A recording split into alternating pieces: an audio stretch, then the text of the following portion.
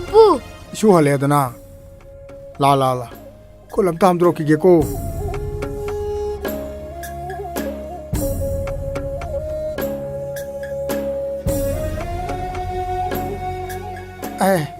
Isu si ware ni. Waruran. Namana ne atum hau maya mam sem na tham grabani. Isu halaga sana na baidana. Adu pupu. Ai boy kita lebio. Boy leyo. Laini. Ako. Napana legi bedu. Hui gi jigum tok dai ne. Loi grabra ne. Ado aina pamdi classmate ni pupu. Classmate leiba. Kaino classmate lei dia. As pupu ji dikhangmande. Khangida. Ipune soida leini da. Ima, icha thoiba hale dana. Lao. Namana kaure. Chalo. Hai. Aw thum do. Sit nang cha tho isu si di. Baba na sungai leirabane. Tuition chatnaba. Lao. Khara tuna lo chaluko. Baba ngairabani.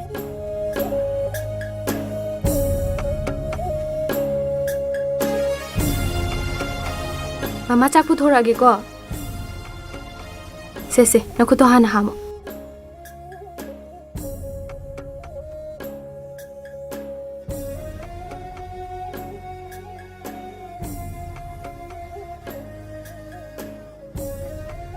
Se, si hana tho.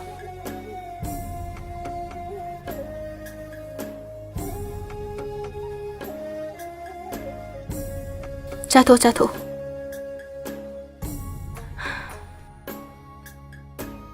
Ibungo, namanaba singdagi mikok thonggadabani ko chana. Hoi mama. Lairi kana honagadabani ko. Chato.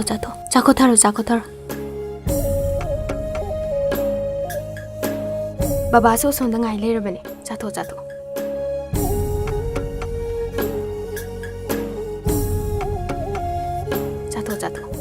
Se, ising si khara thaksalu se. Loidribane noibo. Ibungo, kaidorage.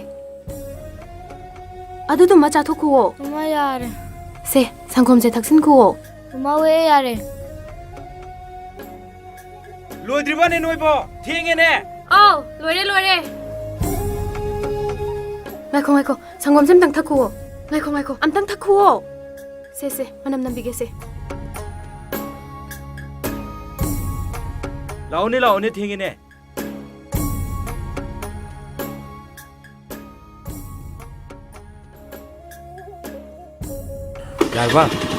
Bye. Bye.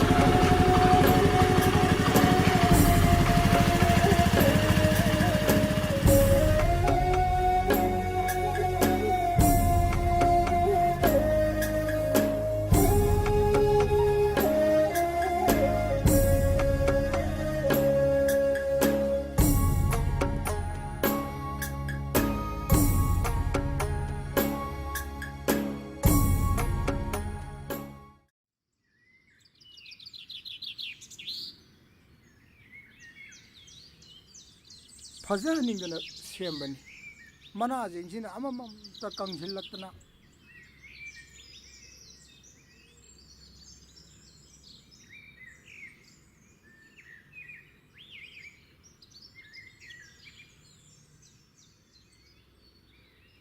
Bema. Isu thoidu bu kari pizza pitak tawragen he noibo. Horendi asina. Numise maidhan yorokandani. Halakado ise isuna. Haungne. Pu, ai classmate bole bo kauni ko. Isu ki classmate budi pupuna kaido bai lairu doriba. Laidori ne chalo.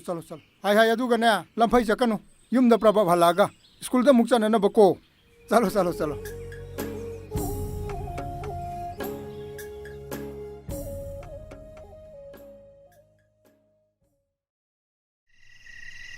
Isu thoidu bu halakri bra. Au pabung. Nang sak trosina na batoro. Au pabung. Hema. Isu thoi hala. Kada, bek to piro mama da. Pam.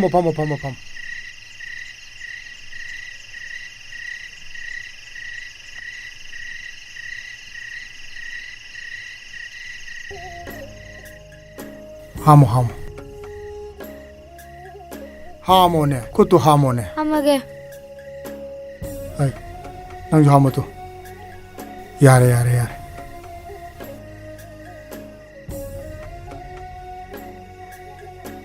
Tamo se. Tamo. Ay, isu ginsang ji haudori he.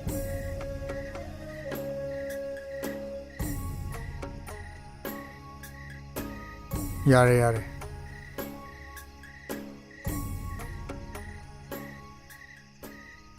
Charo.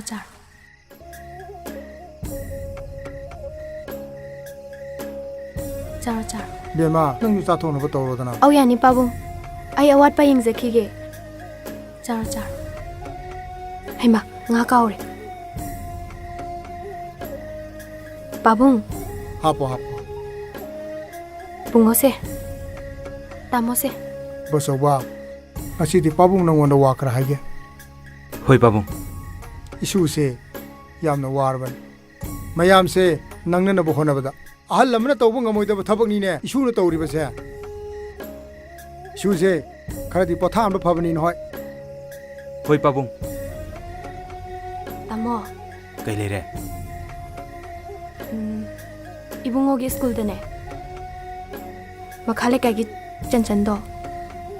Aduna ibungogi ring nakna tanara I haye. Adudani ne. Angang siya ina. Numidang puyong na tiyan to holipise. Noi ne. Angang se phaning ni haidana. Noi na pangtok da tawbu do. Hayang phatun da thola dine. Idea ro kon hoi. Pabung,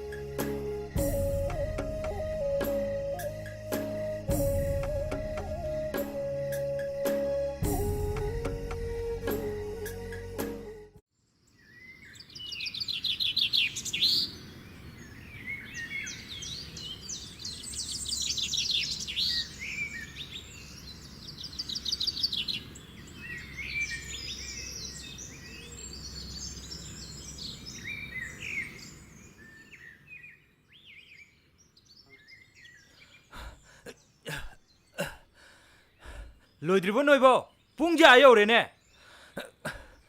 Gari chodu ko paro hai.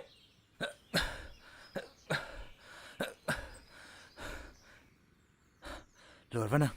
Sasijo. ngaiko. Se, manam nambige se.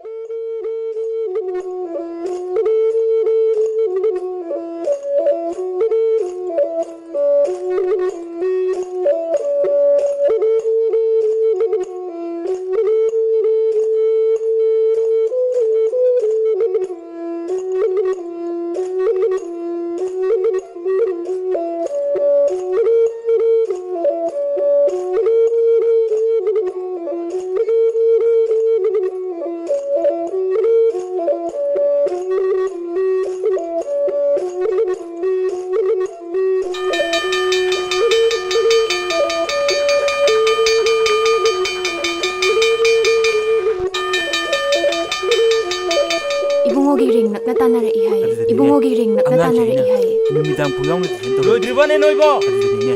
Ibungogi ring nakna tanara I haye. Ibungogi ring nakna tanara I haye. Numidang puyong na tiyan to. Loidribo ne noibo. Adudani ne.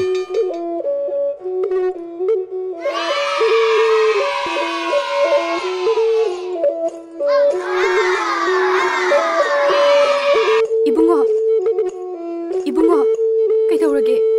Ibungo. Tamo! Kay tawrage ne.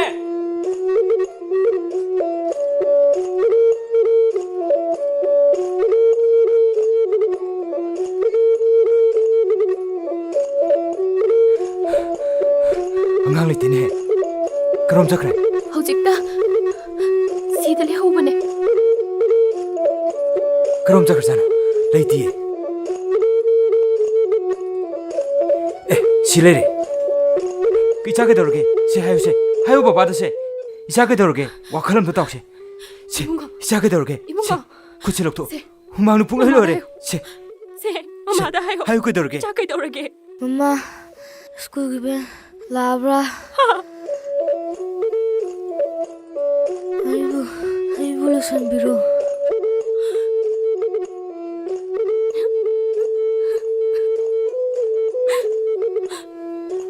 세 갑그노 이자 아직 있어도록 예.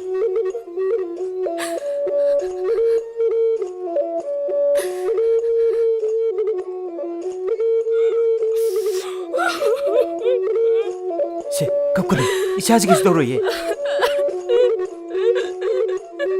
이자 아직 있어도록 예. 세 바깥근 와칼럼도 따오시. 마마 그스도록 예. 남도 바깥근 세 그스도록 예. 이자 세 그스도록 세 바깥근 갑그노 세 갑그노 세 와칼럼도 따오시. 세 나마도 농콜 옥시 와칼 따오 그대로게 잡어. 세 마마 그스도록 예. 이자 그스도록 예.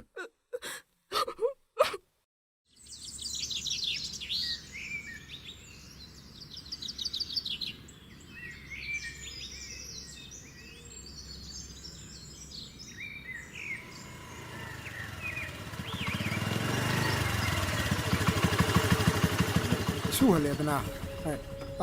라오. 땀 넣고 이슈부 그대로게네. 이슈 그슈 도우데다. 라. 팜으로라. 라. 시데 팜으로라. 땀나 팜. 버소바. 이슈 토이지부 독터는 까리 또이 하이버게네. 영우 아이는 나랑 이보 비싸 호이당 항상 잘루버다. 시기 독독세 토이버니. 노이지 섹션데네. 마시 토크네드나. 노이당 하나 꺄락 하이그럽 나트로. 빠봉 그슈 토이독 버다오레다. 독터는 비레이비 닥싱기 자르가 탐탐 퍼크니 하이. 아두고 빠봉 와칼리 khara nungaina thambiba tare. 마마 장어 이싱 글라스 한다 부터로 히닥 비제시. hoi tamo 노이네 또부 사바 마이보. 나빠네 레기버도 우이기 지금 똑다이냐. 루이그럽라냐. Ado, aina pamadi classmate ni Pupu.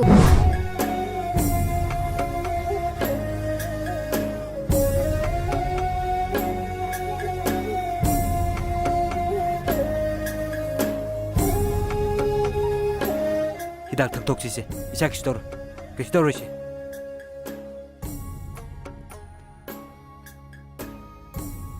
hidak tak to se 세 히닥 턱지세.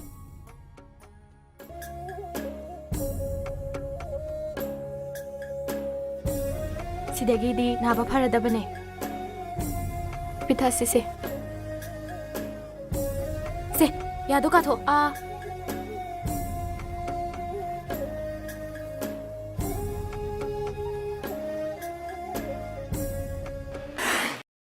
kai daurage ibunga 그대로게 낭보. 세 kem dauroi ibunga kai daurage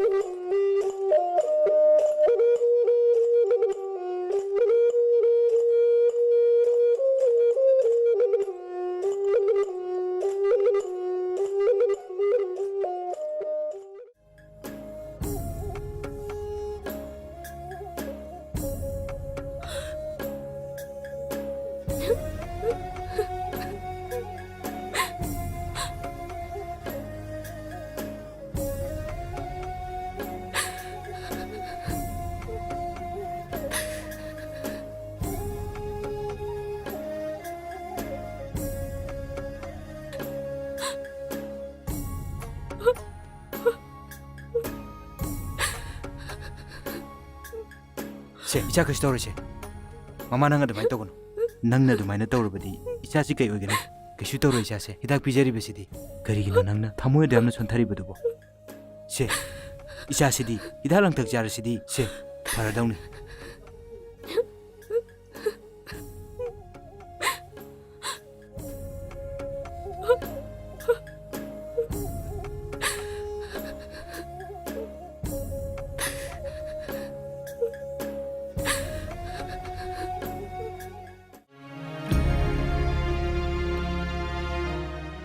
Masih ओरेदी isu thoi na harau zarani